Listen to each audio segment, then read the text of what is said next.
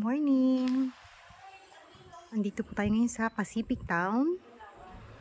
Located po ito sa Barangay Halang, Naik, Cavite po. So sa naghahanap po ng Naik location, Pacific Town is perfect for you po.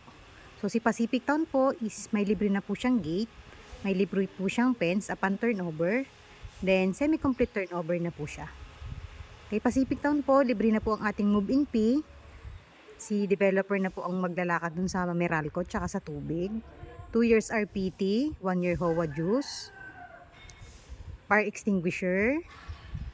Yan po yung matatanggap nyo upon turnover po. Then, wala na po kayong babayaran upon move-in po. So, pasukin po natin yung pinakang loob niya para makita nyo po yung pinakang turnover unit. Dito po, ang pinaka-regular unit po natin is 42 square meter. Ang ating pong floor area is 42.34. So, dito po is may parking space na po tayo. May libre na tayong gate, tsaka fence po. Then, semi-complete turnover na po tayo. Tara po, pasok tayo. So, ito po yung ating pinakang turnover po ng ating bahay. So, dito po is semi-complete. Meron na po siyang paint. Meron na po siyang kesame upon turnover po. So, dito po, sliding window po tayo. Then, ang ating hagdan, as is na po yan. Ito na po yung ating CR. Yan. So, dito po is complete na po siya. Meron na po siyang shower, may lavatory na po. And meron na po tayong kesame.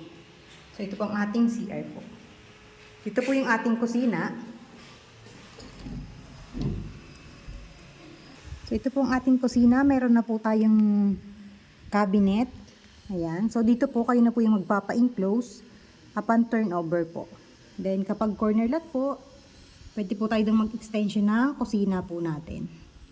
Pero kapag inner unit po, hanggang dyan lang po tayo sa may, gilid lang po. Ayan.